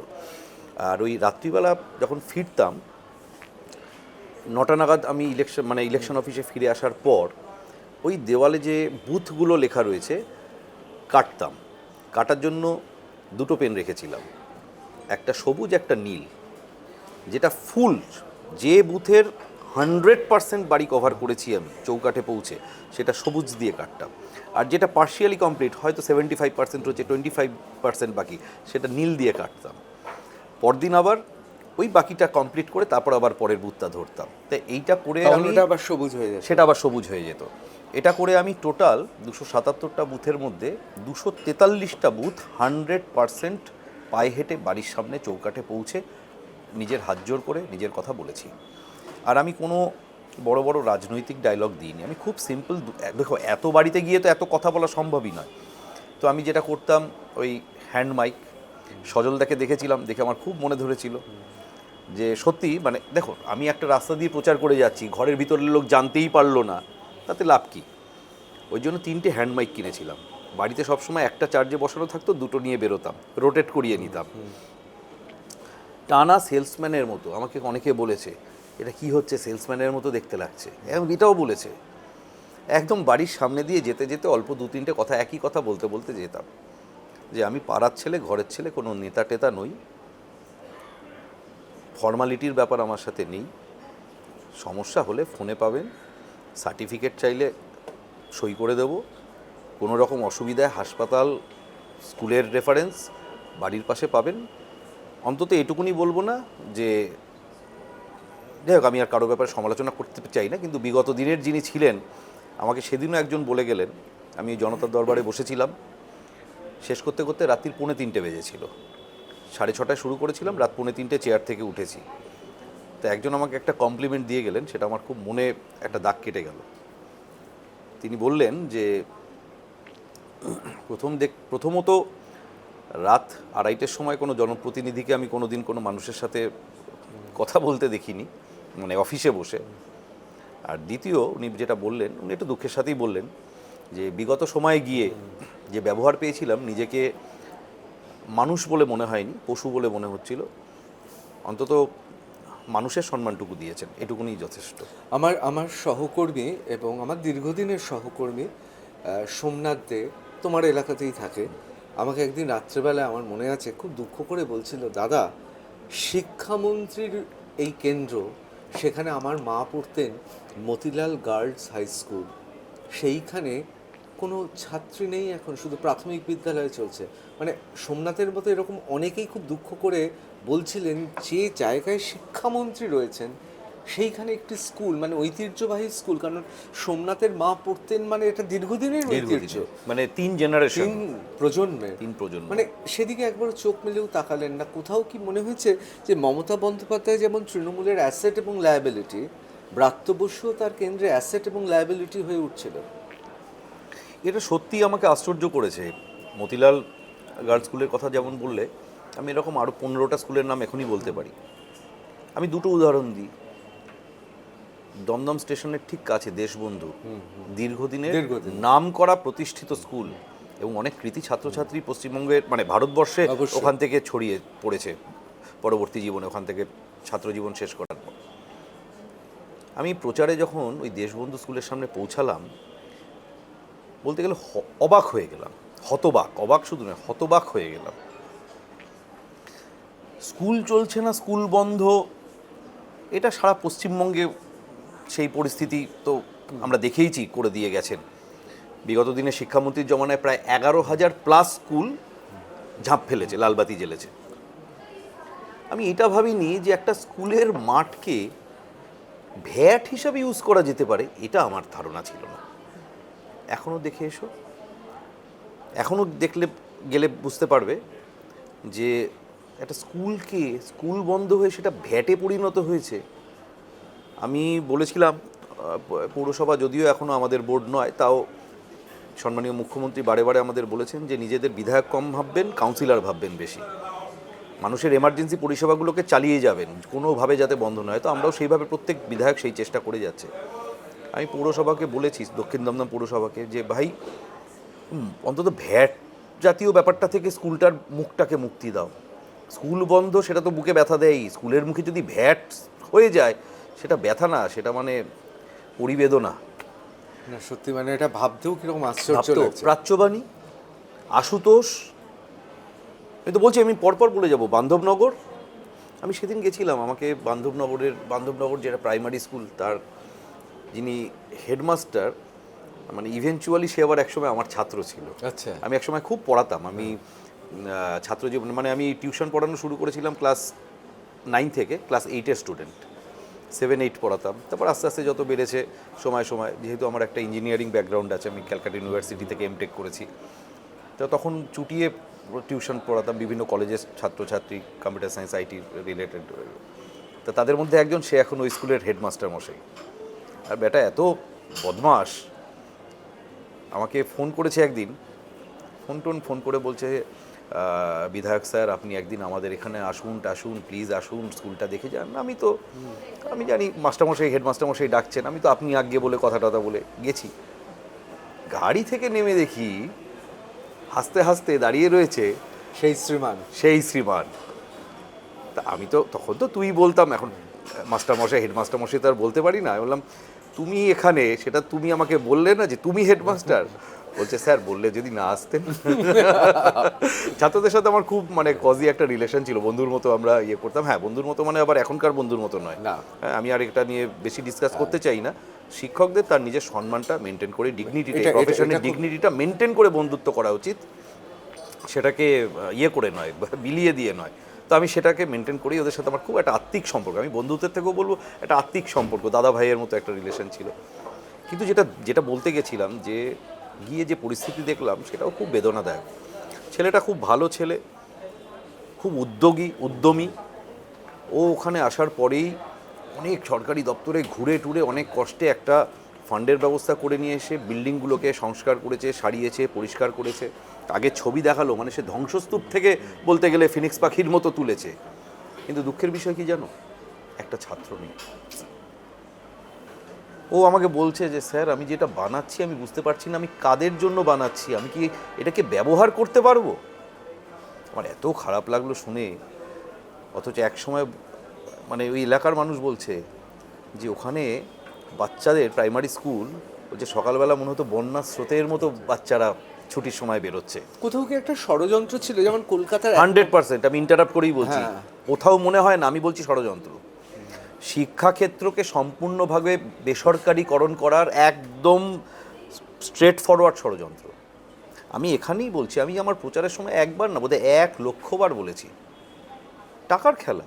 অবশ্যই সরকারি স্কুল যত বন্ধের দিকে এগোবে তত বেসরকারি স্কুলের দিকে আমরা গার্জেনদের অটোমেটিক্যালি তারা মানে ঠেলে দেওয়া হচ্ছে তাদের। প্রত্যেকবার জানলে একটা আমি বলে রাখি যে টাফ টক থেকে আমরা একটা সমীক্ষা করছি, সেটা হচ্ছে কলকাতা পুরসভার 1 নম্বর ওয়ার্ড থেকে শেষ পর্যন্ত আমরা সমীক্ষা চালাচ্ছি। যেমন কলকাতার 1 নম্বর ওয়ার্ডে যিনি আগে এবিটি এবং সিপিএমের নেতা ছিলেন, পরবর্তীকালে তিনিই তৃণমূলের শিক্ষা সেলের মানে একদম দণ্ডমুণ্ডের কর্তা। শিক্ষা সেল, হ্যাঁ একদম বুকে বিঁধে যাওয়ার মতো সেল, একদম শক্তিশাল আর শিক্ষা সেল। এবং স্কুলে বিভিন্ন সময় প্রাকৃতিক দুর্যোগের কারণ দেখিয়ে সব স্কুলগুলোর মধ্যে মানুষজনকে জায়গা দিয়ে দেওয়া হচ্ছে এবং স্কুলগুলো দখল হচ্ছে। মানে কোথাও কি তাহলে একটা এবার তৃণমূল কংগ্রেস ফিরে এলে গোটা রাজ্যের বিভিন্ন স্কুলগুলো বোধহয় প্রমোটিং হয়ে যেত? দেখো কি পরিকল্পনা ছিল এদের, মানে বোঝা খুব কঠিন। সরকারি স্কুলগুলোকে যেভাবে বন্ধ করে দেওয়া হলো, সবচেয়ে বড় কথা হচ্ছে যে স্কুলগুলো বন্ধ করার পিছনে সবচেয়ে বড় যে জায়গাটা, সেটা হচ্ছে সিলেবাসের মডার্নাইজেশনটাকে পুরোপুরি উপেক্ষা করা। বাবা মায়েরা কি দেখছে, যে পাড়ার বেসরকারি স্কুলটা সে একটা যুগোপযোগী কারিকুলাম মেনটেন করছে এবং আগামী দিনে তার বাচ্চার ভবিষ্যৎ জীবনে যে লড়াইটা তা নিজেকে এই বাচ্চাটাকে নিজেকে সার্ভাইভ করাবার জন্য লড়তে হবে, তার জন্য ওই শিক্ষাটা প্রয়োজনীয়। আর সেখানে সরকারি স্কুলে কি দেখছে, সরকারি স্কুলের পাঠ্য বইতে দেখছে এপাং ওপাং ঝপাং, আমরা সবাই ড্যাং ড্যাং। এবার তুমি বলো যে আমি বা তুমি কেউ আমার সন্তান সন্ততিকে এপাং ওপাং ঝপাং আমি তুমি ড্যাং ড্যাং এই পড়তে পাঠাবো? কারিকুলামের মধ্যে ইনক্লুড করা হয়েছে বইগুলোকে। আমি তো দুটো কবিতা আমি বলছি, আমি না, নির্লজ্জভাবে বিদ্বজন, তথাকথিত বিদ্বজন যাদের বিভিন্ন সিলেবাস কমিটিতে নিয়ে যাওয়া হয়েছিল, তারা এগুলো শুধুমাত্র মহারানীর মতো মমতা বন্দ্যোপাধ্যায়ের আরও বেশি কাছে আসার জন্য এই ঘটনাগুলো ঘটিয়েছে। আমি এখান থেকেই প্রশ্নটা করি, এটা আমারও কিন্তু জীবনে একটা খেদ। তার কারণ হচ্ছে আমরা তো ছোটোবেলা থেকে এই পশ্চিমবঙ্গে পড়াশোনা করেছি। আমি অনেক পরে জানতে পেরেছি ক্যালকাটা কিলিংসের মতো একটা ঘটনা ঘটেছে। জীবানন্দ দাস যখন 1946 সাল নিয়ে কবিতা লিখছেন, আমরা ক্লাসের স্যারকে জিজ্ঞেস করেছি, সভয়ে তিনি সেটি বিষয়টা তিনি পেরিয়ে গেছেন। তার লেখাতে তো খুব পরিষ্কারভাবে দাঙ্গার কথা ছিল। আমরা আমাদের ইতিহাসের অনেক কিছু জানতে পারিনি। ডক্টর শ্যামাপ্রসাদ মুখোপাধ্যায়, তার সম্পর্কে জেনেছি অনেক পরে বিশদে। আমরা আমাদের বাংলা এবং বাঙালির ইতিহাস আমরা তো জানতে পারিনি সাম্প্রতিককালে। সেটা বামেদের জন্য, তৃণমূলের জন্য, এবং সর্বোপরি যে প্রশ্নটা করছিলাম, এই সমস্ত তথাকথিত কোট আনকোট বিদ্বজন তাদের জন্য। মানে এরকম কিন্তু অনেক সমালোচনা আছে যে অনেককে আমরা একেবারে দেবদেবীর আসনে আমরা পেতে দিয়েছি, তারা কিন্তু এখানের যন্ত্রণার কথা বলে, কিন্তু ওপারে কি যন্ত্রণা হয়েছে বলেননি। একমাত্র উজ্জ্বল ব্যতিক্রম সুনীল গঙ্গোপাধ্যায়, তিনি মাঝে মাঝে বলেছেন, এটা মানতেই হবে। বাদবাকি কেউ বলেননি, মুখই খোলেননি। কোথাও কি মনে হচ্ছে যে এই যে বাম এবং পরবর্তীকালে 1.5 দশক ধরে তৃণমূল, এই বিদ্বজন ব্যাপারটাই এখন হাস্যকর হয়ে উঠেছে। মানে বুদ্ধিজীবী এখন, মানে বলা উচিত না, বরাহ নন্দন তুল্য একটি শব্দ হয়ে উঠছে। আমি কয়েকদিন আগেই একটি কলেজের অনুষ্ঠানে গেছিলাম, যেদিন 20শে জুন পশ্চিমবঙ্গ দিবস হিসাবে এবার প্রথম, আমরা তো করতাম, আমরা বিগত বহু বছর ধরে প্রত্যেক বছর 20শে জুন দলীয়ভাবে পালন করে এসেছি, কিন্তু সরকারি স্বীকৃতি প্রথম পশ্চিমবঙ্গে পশ্চিমবঙ্গ দিবস পেল 20শে জুন। তো সেই কলেজে 20শে জুনের অনুষ্ঠানে একটা খুব সুন্দর ডকুমেন্টারি একজন শিক্ষিকা, অধ্যাপিকা, তিনি একটা করলেন, ডেমনস্ট্রেট করলেন। এবং সেই শিক্ষিকা একজন প্রখ্যাত, বিগত দিনের একজন প্রখ্যাত বাংলা নায়িকার ছোট মেয়ে। আমি এখানে আর ব্যক্তিগত পরিচয়ে যাচ্ছি না, হয়তো সেটা তিনি পছন্দ করবেন না বলে নাম বলছি না। তিনি পশ্চিমবঙ্গ দিবস উপলক্ষে, যেহেতু ব্যাপারটার সাথে পূর্ববঙ্গ জড়িয়ে, উনি খুব দুটো বাংলা সিনেমা, যেটা পৃথিবীব্যাপী যার আবেদন, বেছে নিয়েছিলেন। অবশ্যই খুব অ্যাপ্রোপ্রিয়েট সিলেকশন, মহানগর আর মেঘে ঢাকা তারা, যে দুটো ব্যাকগ্রাউন্ড কমপ্লিটলি সেই পূর্ববঙ্গ থেকে আসা পরিবার, সেই ভদ্রমহিলার স্ট্রাগল, প্রেমে ব্যর্থতা, এটসেট্রা, সমস্ত কিছু কীভাবে এখানে সেটেল করার পর তাদের উত্তরণ, খুব সুন্দর বললেন, বোঝালেন, খুব ভালো লাগলো। প্রায় 35 মিনিটের একটা প্রেজেন্টেশন ছিল। তারপর আলো জ্বালার পর আমাকে শেষ স্পিচটা আমার ছিল, আমি প্রথমে এইগুলোই বললাম যে অসাধারণ প্রেজেন্টেশন এবং কনটেক্সটটাও দুর্দান্ত। কিন্তু তারপরে আমি একটা প্রশ্ন রাখলাম যে দুটো সিনেমারই প্রেক্ষাপট এবং দুটো সিনেমার যারা নায়ক নায়িকা তারা সবাই অ্যাডাল্ট, অর্থাৎ তেমন নয় তারা ওই বয়সে এসে পশ্চিমবঙ্গে জন্ম নিয়েছেন। কেন তাদেরকে ওই ঝুপড়ি ঘরে এসে আস্তানা গাড়তে হলো? কেন তাদেরকে শিক্ষাগত যোগ্যতা থাকা সত্ত্বেও চাকরির জন্য হন্যে হয়ে ঘুরে বেড়াতে হলো? কোথায় গেল সেই পুকুর ভরা মাছ আর গোলা ভরা ধান? এই প্রশ্নটা দুটো সিনেমাতে 5 সেকেন্ডের জন্য কেউ টাচ করলো না। তো এটাকে না, আমি বলছি, এটা আমার একটা টার্ম খুব অ্যাপ্রোপ্রিয়েট লাগে, সিলেক্টিভ সাইলেন্স। সিলেক্টিভ সাইলেন্স, আমাদের বিদ্বজনদের এই সিলেক্টিভ সাইলেন্সটা রয়েছে। তা না হলে পৃথিবীর ইতিহাসে জার্মানরা, নাৎসি বাহিনী যে অত্যাচার করেছে, বা রুশ বাহিনী জার্মান ছাড়ার আগে যত সংখ্যক ধর্ষণ আর খুন করেছে, যদি আমরা তুল্যমূল্যের বিচারে দেখি, বাঙালি রমণী, হিন্দু রমণীদের ওপর এবং বাঙালি হিন্দু ছেলেদের ওপর ওই কয়েকদিনে সর্বোচ্চ আক্রমণ, মানে অভিঘাতটা ছিল সর্বোচ্চ। অথচ আমাদের সাহিত্য, শিল্প, কলা, আমাদের চলচ্চিত্রে সেটা নেই পরিষ্কারভাবে। আমরা যে অংশগুলো সত্যি যেটা তুমি বললে যে আমরা এই ব্যাপারগুলো কেন জানিনি আমাদের কারিকুলাম।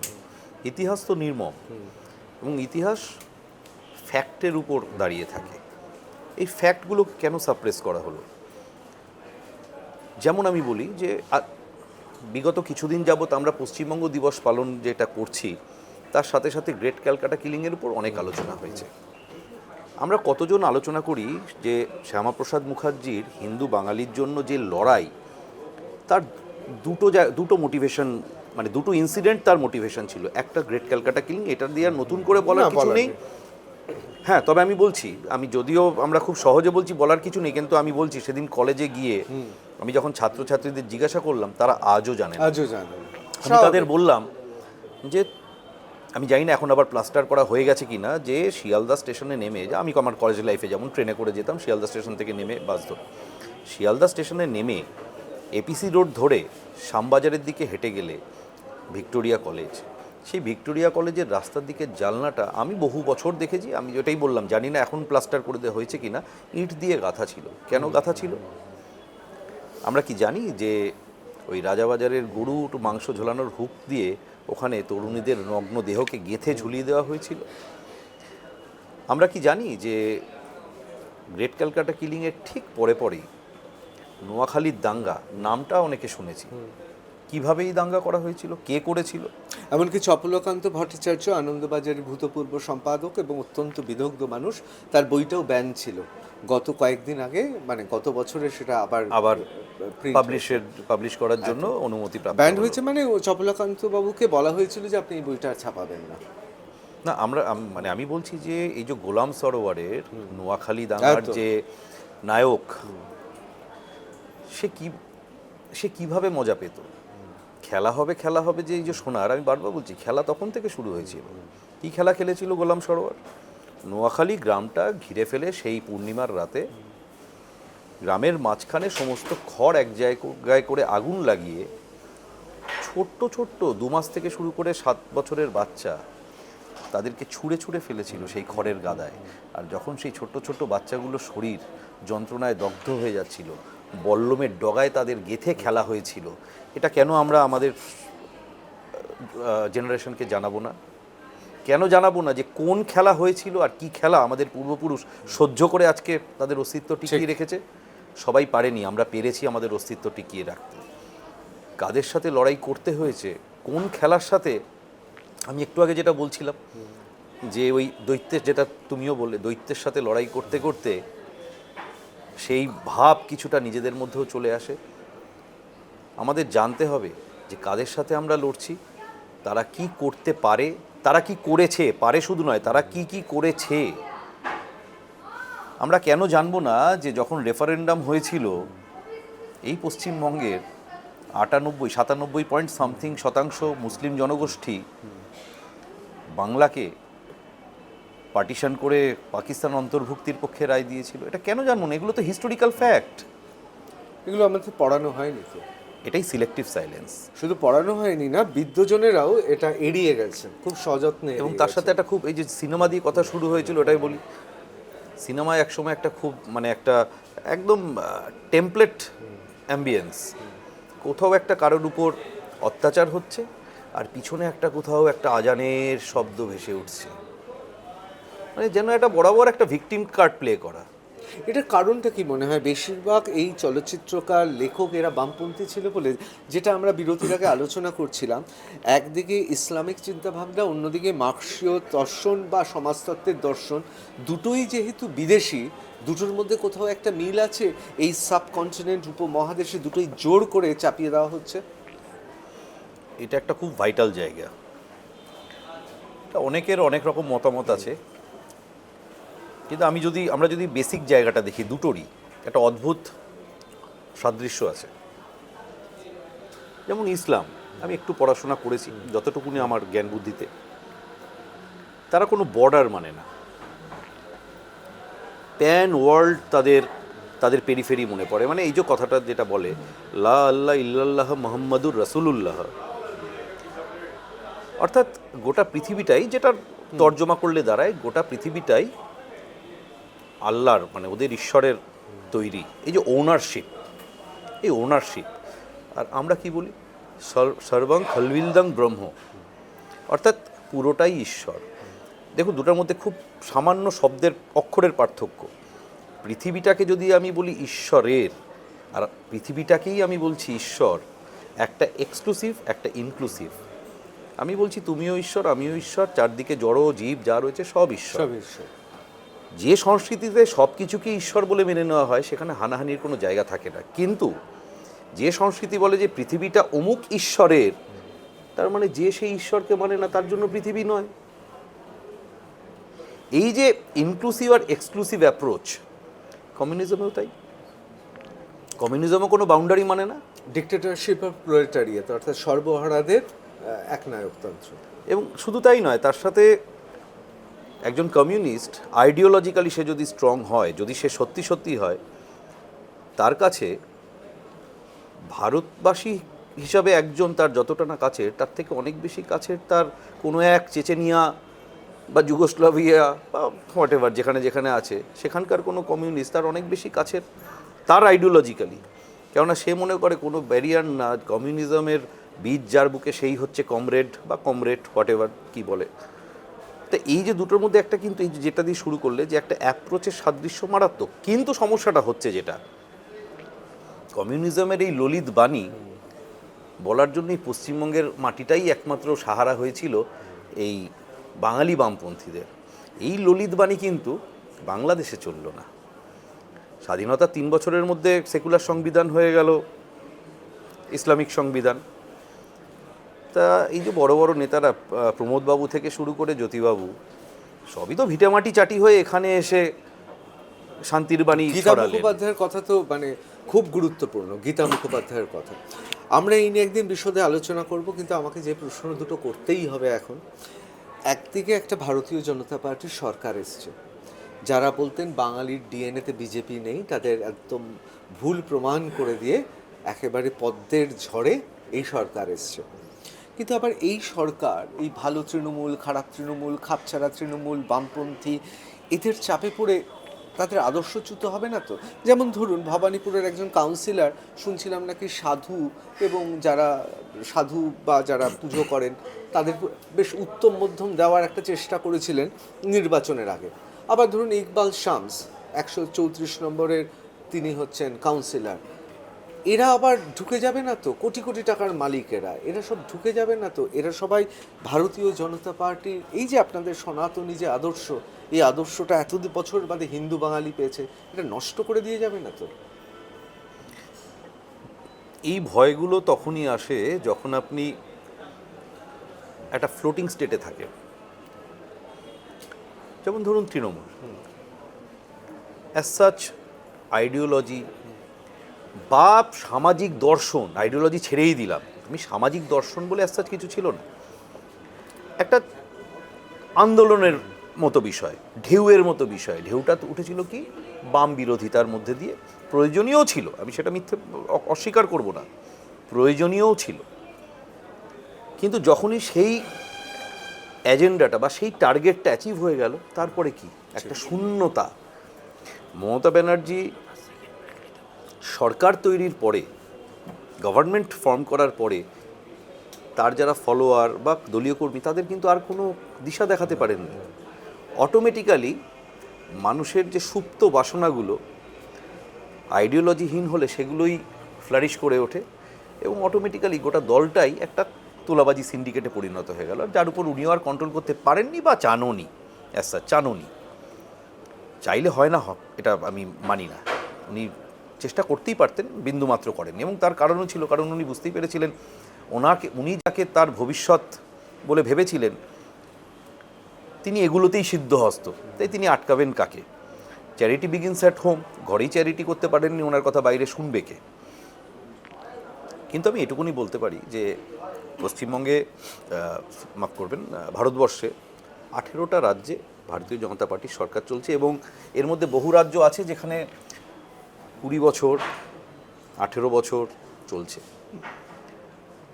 মানুষ বলে দীর্ঘদিন সরকারে থাকলে করাপশন নাকি ইনএভিটেবল, কিন্তু আমরা দেখছি বা ভারতের মানুষ দেখছে যে দীর্ঘদিন সরকারে যত বেশি দিন ভারতীয় জনতা পার্টি থাকছে সে আরও বেশি পরিশোধিত হচ্ছে। কোথাও যে ধরনের কারাপশন পশ্চিমবঙ্গে মাত্র 15 বছরে যে জায়গায় নিয়ে গেল রাজ্যটাকে, 3 লক্ষ কোটি টাকা দেনা থেকে শুরু করেছিল, প্রায় 8.95 লক্ষ কোটি টাকা দেনায় দাঁড় করিয়েছে। এবং তোমাকে বলি, যাবার আগে পর্যন্ত ইলেকশন ডিক্লেয়ার হওয়ার কয়েকদিন আগেও 26,000 কোটি টাকার সভরিং বন্ড ইস্যু করে গেছে এই সরকার, যেটা আমাদের শোধ করতে হবে। এই সরকারকে শুধু নয়, মানুষকে শোধ করতে হবে, পশ্চিমবঙ্গের মানুষকে। আমাদের প্রত্যেকের মাথা কিছু ঋণ বেড়েছে না, কিন্তু কোথাও কি মনে হচ্ছে এদের হাতে যেহেতু কামিনী কাঞ্চনের একটা বিরাট অংশ এখনো রয়ে গেছে, সেক্ষেত্রে এটা প্রভাবিত করতে পারবে? মানে একটা কথা আছে বাংলায়, ভবি ভোলবার নয়, তো তোমাকে আমি ভোলাতে পারলাম না, আমি এটা বুঝতে না পারলাম। না মানে না, ব্যাক টু আমরা স্কোয়ার তাকিয়ে আগে আছি, কারণ আমাদের তো এই দেখো, আমি একটা কথা বলি, আমি প্রশ্নটা বুঝতে পেরেছি। আমাদের দলে না এটা হয় না, এটা একটা অদ্ভুত সিস্টেম। প্রথমত আমি বলি যে এই চিন্তাগুলো কোথায় আসে বলো তো? এই চিন্তাগুলো সেখানেই আসে যেখানে দীর্ঘদিন কেউ শিকড় গেড়ে বসে থাকে, এখানে আসে। আমাদের দলের সিস্টেমটা অদ্ভুত। আমি বলি যে কেন আমি ভারতীয় জনতা পার্টিকে একটা পার্টির ডিফারেন্স তো অনেকে অনেক কারণে বলে, আমি একটা কারণে বলি, অন্য কিচ্ছু না। ভালো মন্দ, সৎ অসৎ ওসবভাবে বলি না। আমি বলি ভারতীয় জনতা পার্টিটা অরিজিনালি ভারতের পার্টি। কারণ ভারত মানেই হচ্ছে প্রকৃতি। ঠিক প্রকৃতি যে নিয়মে চলে, ভারতীয় জনতা পার্টিও সেই নিয়মে চলে। প্রকৃতিতে যেমন একটা গাছটা বড় হয়, পাতা হয়, পাতাতে আমরা জানি গাছের খাবার তৈরি হয়, পাতার কাজ ফুরালে পাতাটা খসে পড়ে, আবার মাটিতে মিশে গাছের শরীরে মিশে যায়। বিজেপিও ঠিক তাই।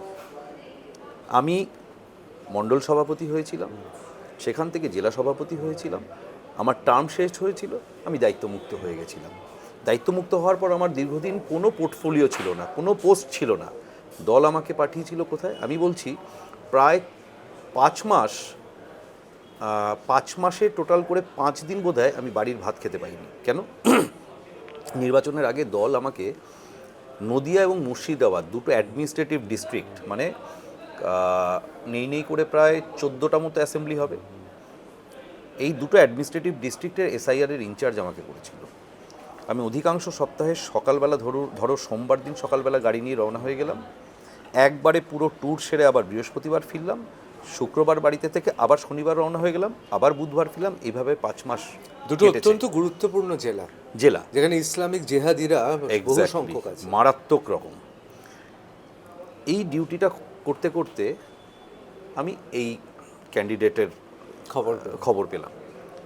অর্থাৎ আমি পোর্টফোলিওতে ছিলাম, টার্ম শেষ হয়েছে, কাজ শেষ হয়েছে, দলে মিশে গেছি। ঠিক যেভাবে পাতার উদাহরণটা দিলাম, কাজ শেষ, দলের মধ্যে মিশে যাও, দল তোমাকে ঠিক কাজের মধ্যে রাখবে এবং যখন আবার প্রয়োজন মনে করবে আবার কোনো কিছুতে লাগিয়ে দেবে। এটা একদম প্রকৃতির সাইকেলের মতো। তাই কোনো জায়গায় গেড়ে বসে কোনো জায়গাকে, এই যে দমদম, আমি বলছি আমাদের দল এত সুন্দর একটা অদ্ভুত সিস্টেম। দল যদি কখনো মনে করে যে ধরো আমি একজন জয়ী হওয়া বিধায়ক, দল যদি পরের বার মনে করে অন্য কাউকে টিকিট দেবে, আমাদের কোনো আশ্চর্যের বিষয় নেই। এই দলটা করতে গেলে আশ্চর্য হব না। দল যদি মনে করে এই আইনজ্ঞ বিধায়ককে এবার আরো বড় আইনসভায় নিয়ে যেতে হবে, আমিও আশ্চর্য হব না। আমি বুঝেছি, সেটা বলছি না, সেটা দলের সিদ্ধান্ত। আমি বলছি যে আমাদের এই মৌরসিপাট্টা ব্যাপারটা নেই, যেটা কংগ্রেসি ঘরানায় রয়েছে। আমি একটা কথা তো সবসময় বলি যে কংগ্রেসি ঘরানা মানে, আমি ইনক্লুডিং তৃণমূলের কথা, কংগ্রেসি ঘরানা মানে অবশ্যই এই মানসিকতার যে তাদের নেতারা দুটোভাবে কর্তৃত্ব ছাড়ে, হয় পরমেশ্বরের আহ্বান এলে বা দলীয় কর্মীরা ঘাড় ধরে টেনে নামালে। কিন্তু আমাদের সেরকম নয়। 3 বছরের টার্ম, ম্যাক্সিমাম 2 টার্ম শেষ, দলের সাধারণ কাজে মিলিয়ে দাও, আবার দল যদি কখনো মনে করে নিয়ে আসবে। এই যে মৌরসিপাট্টা জমানোর ব্যাপারটা নেই, তাই করাপশনটা নেই। এইবার আমি শেষ প্রশ্ন করব। এই প্রশ্নটা আমাদের সবার ক্ষেত্রে গুরুত্বপূর্ণ, টাফটকে একটা টাফ প্রশ্নই করছি। একদিকে অরিজিৎ আইনজ্ঞ আইনজীবী, অন্যদিকে এই মুহূর্তে আইনসভা তরুণ সদস্য। আমার প্রশ্নটা হচ্ছে, গার্ডেন রিচে, খিদিরপুরে অথবা ভবানীপুরে সেই ব্যক্তি যিনি সাধু সন্তদের বেশ দাবড়ে দিয়েছিলেন, তাদের বিরুদ্ধে গুন্ডা দমন আইন যেভাবে লাগু হবে, একজন সাংবাদিক বা অন্য দলের কোনো রাজনৈতিক কর্মী, তার ক্ষেত্রেও গুন্ডা দমন আইন একইভাবে ব্যবহার হবে না তো? তুমি শেষে এসে এত একটা সহজ প্রশ্ন করলে, আমি ভাবলাম কি না কি মিসাইল বোধহয় লঞ্চ করবে। আইনটা যদি পড়ে দেখে কেউ, তার কনফিউশন 1 মিনিটে মিটে যাবে, কিন্তু তাকে একটু পড়তে হবে। অনেকে এটা বলার চেষ্টা করেছে, সংসদের বিধানসভার কক্ষে দাঁড়িয়ে দু একজন সম্মানীয় বিধায়ক এই অ্যাঙ্গেলটা তোলার চেষ্টা করেছেন। আমরা বুঝতে পেরেছি যে তারা পড়েনি আইনটা। আইনের যতদূর আমার মনে পড়ছে, সেকশন 3 খুব পরিষ্কার এই আইন বলছে যে এরকম নয় যে অরিজিৎ বক্সি এমএলএ দমদম থানায় ফোন করে বলে দিল অমুক ব্যক্তির এগেনস্ট আইনটা লাগিয়ে দিন, তো ওটা নয়। প্রপার সেফগার্ড আছে। প্রথমত, এটা লাগু করতে হলে এসপি বা তার হায়ার অথরিটির কারোর ইন্ট্রোডাকশন লাগবে।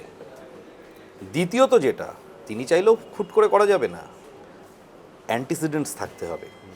ইদার প্রিভিয়াস 7 বছরের মধ্যে তোমার কোনো কনভিকশন থাকতে হবে, বা 3টে ক্রিমিনাল কেসে চার্জশিটেড হতে হবে। এই অ্যান্টিসিডেন্ট কি যে কারোর থাকে নাকি? আমি বলছি, যে ব্যক্তি 7 বছরের মধ্যে 3টে কেসে চার্জশিটেড বা কোনো একটি কেসে অলরেডি কনভিক্টেড, তিনি আর যাই হোক একজন সাধারণ সাংবাদিক বা একজন সাধারণ পথচারী নন। এনারা অসাধারণ ব্যক্তিত্বের অধিকারী। তো অসাধারণ ব্যক্তিত্বদের জন্য অসাধারণ আইন করা হয়েছে। সাধারণ মানে যেটা অ্যাপ্রিহেনশন, যেটা মানে তুমি একটা হিন্ট দিলে, তার কোনো জায়গায় এই আইনে রাখা হয়নি। এটা কাদের জন্য? আমি উদাহরণটা দিয়ে শেষ করি, যদি শেষ প্রশ্ন হয়। যেটা দিয়ে শুরু করেছিলাম প্রথম কথা, বাদুড়িয়া দাঙ্গা। ন্যাশনাল ইন্টেলিজেন্স খবরই করতে পারি, যার খবরই করতে দেওয়া হয়নি, আমাদের খবর করতে দেওয়া হয়নি, আমাদের ধমক দেওয়া হয়েছে। এবং এই মামলা করার জন্য আমাকেও অবশ্যই কত কি ফেস করতে হয়েছে, আমি আর সেই আলোচনায় যাচ্ছি না। আমাকে কোর্টে আসতে পর্যন্ত বাধা দেওয়া হয়েছে। এই বাদুড়িয়ার বিষয়, এই দাঙ্গাটা যতদূর মনে পড়ছে 2017, তার প্রায় 2-3 মাস আগে থেকে ন্যাশনাল ইন্টেলিজেন্স থেকে বারে বারে স্টেটকে মানে একটা অ্যালার্ট দেওয়া হয়েছিল যে ওপার থেকে ওয়াচ করতে আসা লোকজন এপারে এসে ওয়াচ করার নামে কন্টিনিউয়াস উস্কানিমূলক প্রভোকেটিভ বিভিন্ন স্পিচ দিচ্ছে। এটা 1-2 দিন নয়, 1.5-2 মাস ধরে চলেছিল। এই 1.5-2 মাস ধরে চলা এই যে ঘটনা, কোনো উপযুক্ত আইন ছিল যে অ্যাপ্রিহেনশন, একটা বড় একটা সাম্প্রদায়িক উস্কানিমূলক পরিস্থিতি থেকে একটা বিস্ফোরণ ঘটে যেতে পারে, এটাকে কন্টেইন করার মতো কোনো উপযুক্ত আইন ছিল না। কারণ অ্যাপ্রিহেনশনে আমরা জানি আমাদের প্রচলিত আইনে কিছু করা যায় না। কিন্তু তখন যদি এই আইনটা থাকতো, আমরা বসিরহাট বাদুড়িয়ার অতগুলো ইনোসেন্ট লাইফ আর অত মহিলার সম্ভ্রমহানি, এটা কিন্তু চেপে দেওয়া হয়েছে। বাদুড়িয়া বসিরহাট দাঙ্গায় যে পরিমাণ হিন্দু মহিলার সম্ভ্রমহানি হয়েছে, এটার উপর আরেকটা ইতিহাস রচিত হতে পারে। আমরা এই নিয়ে একদিন বসবো। তার কারণ আমার মনে হয় সাংবাদিক হিসেবে, এটা আমাদের সব সাংবাদিক, সকল স্তরের সাংবাদিক, আমরা তো অনেক সময় খবর করতে পারিনি। এখন অনেকে বলবেন তখন বলেননি কেন? আরে তখন বলিনি তার কারণ আমাদের টেলিভিশনের কেবল লাইনগুলো কেটে দিত। আমরা তখন বলিনি তার কারণ আমাদের মিথ্যে কেস দেওয়া হতো। মিথ্যে কেস শুধু নয়, একটা টেলিভিশন চ্যানেল বা একটা সংবাদ সংস্থা সরকার যখন নির্দেশিকা দিয়ে প্রায় হুমকির সুরে বলে, তখন সে করতে পারে না। তার কারণ তখন আমাদের ওপর অনেকের রুজি রোজগারে রয়েছে। আমি অরিজিৎ, তোমার কাছে আমার অনুরোধ রইল, টাফ টকে যারা রয়েছে তাদেরও, বাংলার এই সাম্প্রতিককালের নিষিদ্ধ যে খবর ইতিহাস, সেটা একদিন আমরা তুলে ধরবো। শুধুমাত্র তাই নয়, অরিজিতের সঙ্গে আলোচনা করব। তিনি একাধারে আইনজ্ঞ এবং আইনসভার এই মুহূর্তে তরুণ, সুদর্শন, সুকণ্ঠের অধিকারী এমন একজন ব্যক্তি। আমার মনে হয় প্রাণবন্ত আলোচনা হবে। আজকে অসংখ্য ধন্যবাদ, অনেকটা সময় নিয়েছি, কিন্তু সত্যি ঋদ্ধ হলাম। Thank you.